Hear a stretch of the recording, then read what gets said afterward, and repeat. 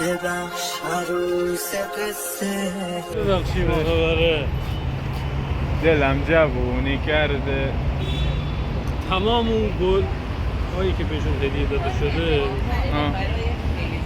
شاعر چی میگه؟ این گل را به رسم هدیه تقدیم تو کردم، ببخش عروست کردم، ببخش که ما داماد این شهر. مرسی که پایبندی. بازی داریم با پارس جنوبی جمع. پارس جنوبی جمع صورت این که تیم خوبیه، این مربی خیلی خوب هم به نظر من داره. البته فکر کنم تو این بازی محروم ولی خب به حال حضور رو داد. به نظر از فصل گذشته تیم بهتریه. در فصل گذشته بعد این مدت یهو پارس جنوبی افت کرد. پارس نمیدونم اگه درست میگم روانخواب بود مربیشون یا بله نه. بله. چون اینقدر اینجور تیم‌های نفتی زیادن، من همیشه مربی‌های مثلا دیگه الان مثلا ما هم هستیم گیلک شمالی کاسپی هم بقول بچه. آره قشنگ بود. زیر توییتر بارش تو زیبا فرمودن. بیایم اینو عمومیش کنیم. خب پیش بینید از نتیجه؟ از الان اگه تو هم پیش بینی کنم خب ممکنه اتفاقایی بیفته که قابل پیش بینی نباشه، ولی به نظر من این بازی یکیش میبره. من به نظر الان وقت بردن دیگه. من بعد خیلی وقت دارم یکیش پیش بینی میکنم دیگه از 3-1 کشیدیم. من تقریبا بیش از 20 بازی 3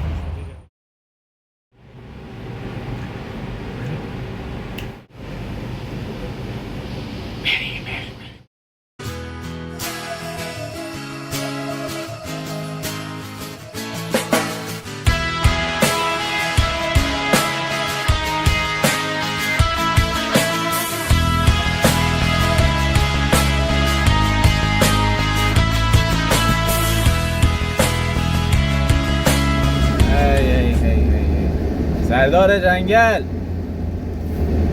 علیرضا، من پارسال که در واقع میشه عید امسال بود تو فصل گذشته بازی داشتیم با خیبر. من اون بازی که تو سردار جنگل بود اون نیومدم. در واقع از ولاگایی که من دارم میگیرم این اولین ولاگی که دارم میرم تو سردار جنگل. یه ولاگ تمرین داری؟ اون تمرینه، ولاگ بازی فرق. آره. چی شد رفتیم سردار جنگل؟ آقا مگه نگفتن ما وقتی حرف از چمن زدیم گفتن تا 2 هفته دیگه سر اون بازی همه چی اوکیه، صندلی‌ها اوکیه، چمن اوکی، حرف اضافه نزنید. آقا هفته اول لیگ 1 اینا برگشتن گفتن که توی 14 روز الی 21 روز آینده مشکلات چمن عضدی حل میشه و اینکه اون روبرو هم صندلی‌هاش نصب میشه. چمن حل میشه یعنی دیگه حسین آب نمیپاچه توش. حالا آب میپاشه نمیپاشه که اون بحث نگهداریش، ولی گفتن که قابل بازی کردن میشه. بله. حتی مثال هم زدن که شبیه نمیدونم چمن تختی میشه، نمونهش نمیدونم تو کشور نیست، پیمانکاراش نمیدونم همونایی هستن که ورزشگاه عراق رو انجام دادن. این صحبت بعد این ماجرا گذشت، رسیدیم به بازی بعثت. یعنی سر 14 روز بود بازی بعثت. آره. گفتیم خب حالا اوکی دیگه 21 روز که نشده. بعد 2 بازی خارج از خونه هم داشتیم یه وقفه حسابی. آره که اونجا هم گفتن که آره دیگه ما طبق برنامه داریم پیش میریم، چمن سر بازی خونگی بعدی آماده است، سکو هم صندلیاش نصب میشه، تموم میشه قضیه. بله که نشد. یعنی نه چمن آماده است نه صندلی آماده. فعلا دیگه باید بریم یه ورزشگاه دیگه. و بعدی این ماجرا چیه؟ بعدی ماجرا اینه که تا لحظه آخر هم گفتن که چمن آماده میشه، مشکلی نیست. حالا صندلی‌ها رو ما کاری نداریم. گفتن که چمن آماده میشه و تیم اصلا توی سردار جنگل تمرین نکرده. آره. الان دقیقاً شرایط مشابهی با تیم مهمان داریم. هیچ مزیتی الان نداره. یعنی اون بازی قبلی که عضدی بود ما توی عضدی تمرین نمی‌کردیم. آره. حالا باز می‌رفتیم حداقل روی چمن طبیعی دانشگاه رو تمرین می‌کردیم. ولی الان اصلا هیچ تمرینی روی چمن مصنوعی نکردیم. عالیه. خوشا به حالمون. خیلی عالیه.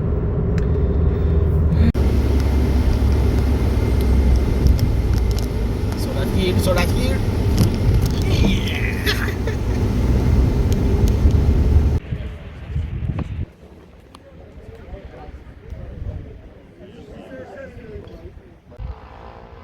خب بعد مدتی بازگشت به سردار جنگل. من آخرین بار که اینجا بودم بازی با فولاد نوین بود که رفت پلی آف صعود به لیگ 1 بود. در واقع تیم دوم شده بودیم توی لیگ 2 رفتیم پلی آف و از لیگ 2 تونستیم بیایم بالا لیگ 1، کاری که خیلی تیم‌ها توش موندن.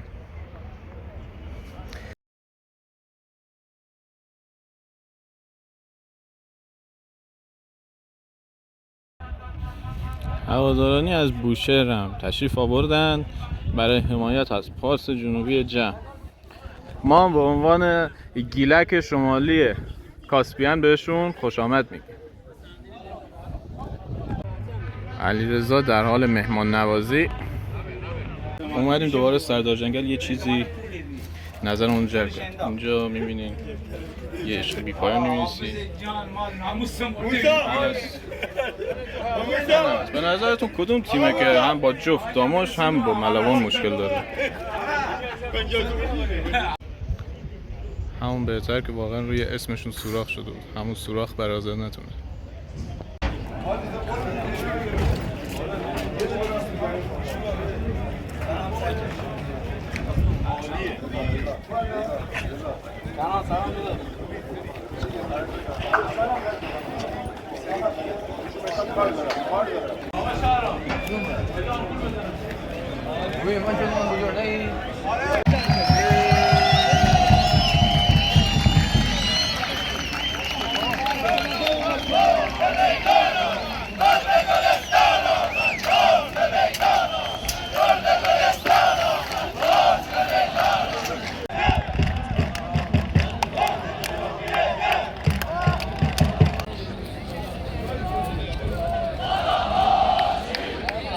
فقط بیم فکر کنید که الان دیگه دیدم همتون فهمیدین یه خانواده موقعی اون هفته با شما اتفاق پیش اومد اصلا همین اینا میدونن. من اومدم بیرون فقط بازیتون رو نگاه کنم، با التماس اومدم گفتم 2 سال برانز اومدید فقط بازی بچه‌ها رو ببینید. هر چشام جمع میشه شاید این حرفا رو بخوام بهتون. شاید خیلیاتون فکر کنید فیلمه، شاید بخواید بگید سیاوش، اصلا اینا نیست. هیچی نداریم. یه خانواده ایم. من از دادگاه اومدم بیرون، پرواز مستقیم واسه من گرفتم، فرداش رسیدم اینجا بچه‌مو ندیدم. ولی من اومدم امروز اینجا 3 امتیاز رو بگیرم. ما هم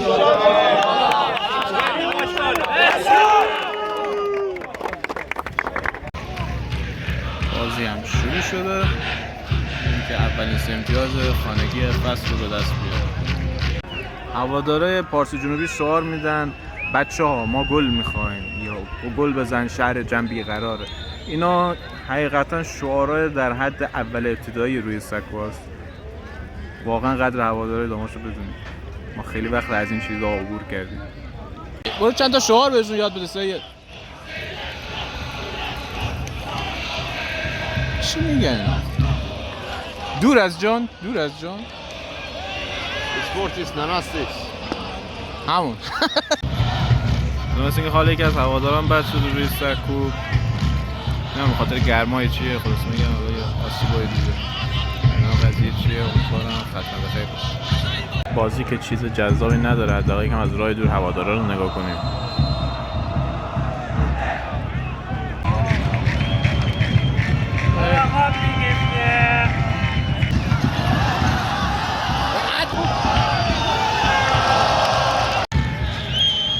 این بازی هم بوی سف میده. امیدوارم من اشتباه بکنم و داماش باشه که گل بزنه.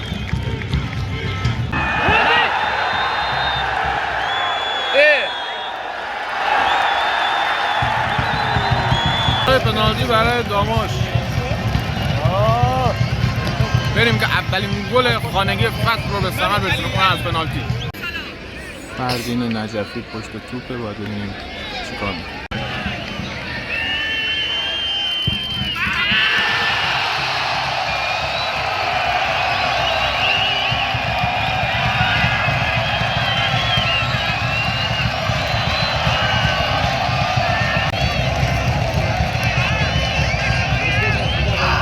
گل داماش نیمه اول تموم شد.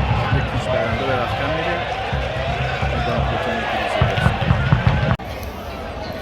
اینا بچه‌ها از داخل دروازه پارس جنوبی جمع کردن که قبل پنالتی ریخته بود اون تو.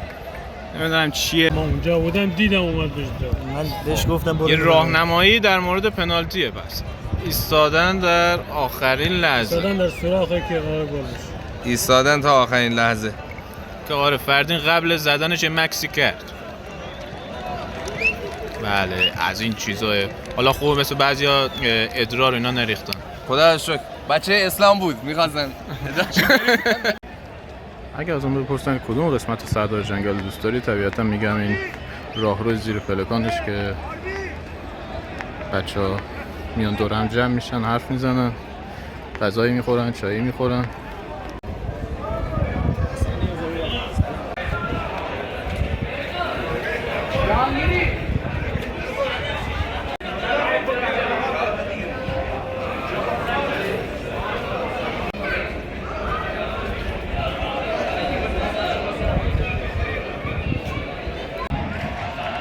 نیمه دوم شروع شده. طبق معمول نیمه دوم بازیکن حریف در حال گرم کردن میان خار تصویر صلوات میدن و موقعیت جامون خود عوض کنید.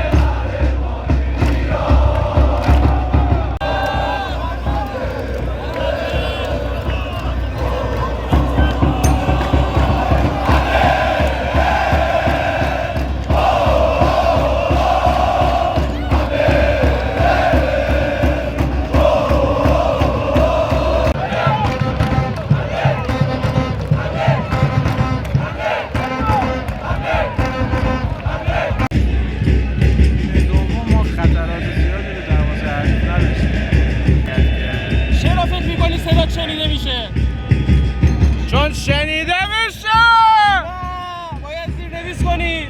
I don't give a shit.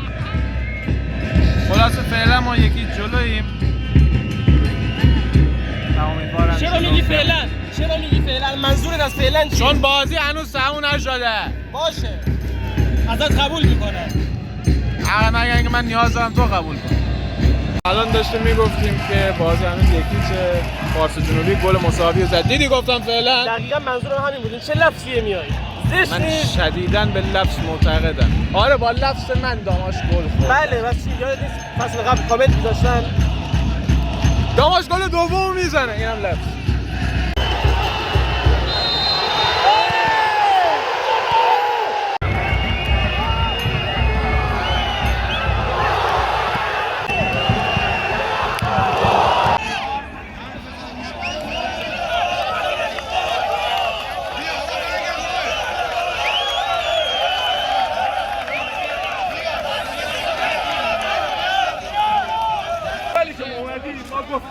متاسفانه این شهر همینجوری 20 ساعت هیچ کی پشت این تیم نبوده و نیست.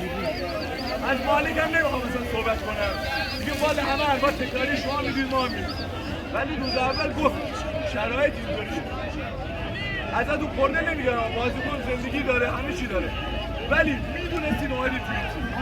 ما توی خدایی دیگه طولش نگاه کن 90 دقیقه تشویق کردیم، همه بازی ها 10 نفره 11 نفره. میدونم آقا شرایط سخته، ولی به خاطر این هوادار الان دارم میگم آقا میدونم زندگی داری، کسی مشکل داره الان بره، خودت کاپیتانی باشون صحبت کن، مشکل داره الان بازیکن بره. میدونم حقتونه، ولی شرایط ما اینه، همین مسئولینه، این مالک هیچی میگه اصلا نمیخوام نباشه، ولی حداقل تا آخر فصل به خاطر این هوادار، به خاطر خودتون بجنگید، به خاطر این پرچم بجنگید.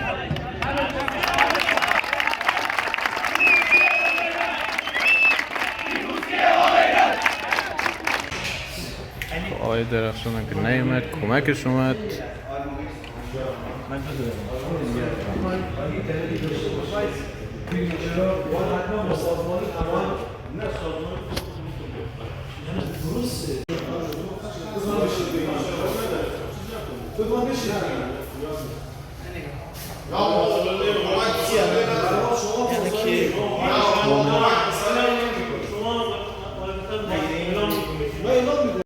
حمید درخشان هم نیومد به کنفرانس. دستیارش آقای مومنی اومد گفت به دلیل مریضی نمیتونه بیاد، بنابراین کنفرانس کلا لغو شد چون اصلا با سازمان لیگ هم هماهنگ نشده. این هم از کنفرانس. وقتی همچین نتیجه میاد هیچکی نیست که پاسخگو باشه متاسفانه. یعنی الان تمام دنیا با اشاره حرف میزنن، اینطوری حرف میزنن مرس بزنه میخواد. آقا از همین پشت جلو که میتونه با اشاره حرف بزنه بیاد همونجا با اشاره حرف بزنه. ما داد می‌زدیم. ما داد می‌زدیم که داد زد که. آقا من نمیگم. آقا هر سوالی دارید بگید رو تخم چشم آقا وظیفه‌مون جواب شما رو بدیم. آقای مومنی پیشکسوت ماست که دستیار اولشون هم ازش داره که بیا جواب شما رو پس میده. اصلا در شأن هوادار و تیم داماش به این صورت بخواد پاسخگویی انجام بشه. وقتی که آقای سمورابی الان در حال حاضر نمیان تو من به شخص آقا ببخشید یه مش بچه صحبت نمی‌کنی. عمر ما توی فوتبال گذاشتیم، توی شهر بودیم. عدل دقیقاً تو روزی که ما نتیجه نمیگیره هوادار اعتراض داره. نگرفتیم. شما تیم 10 نفره آقا دیروز 5 سپاسی تو خونه 2-0 باخته. 5 سپاسی که مدعیه. آقا چرا نمیدونم چرا کادر فنی این فصل داماش فقط به تیم‌ها دیگه ما میایم تو کنفرانس سوال می‌کنیم میگه رئال مادرید شدیم. آقا رئال آخر فصل قهرمان شد. آقا کادر فنی بیاد قول بده بگه آخر فصل تیم ما تو 5 نفر نگه می‌دارم ما ساکت می‌مونیم. کی قول داده؟ داره کی قول مربی قول داده؟ میگم شما تو عالم مثال کی قول داده تا الان؟ من میگم شما تو عالم مثال همش میگی تیم‌های حریف. آقا تیم رئال، تیم بارسا لیگ خودم دارم صحبت می‌کنم. لیگ خود فصل پیش فقط اونجا بوده. آره ما میتونیم این فصل الان دیروز باخته برای ما 2 هفته توی خونه نمیتونیم حریف 10 نفره رو ببریم. نبردی. آقا بیرون خونه یه برد آوردیم. مسجد سلیمان رو دیگه همه بردن که. آقا خبرنگار سوال میکنه جواب میشه. مسجد سلیمان رو همه بردن اون دو بازی چنگل.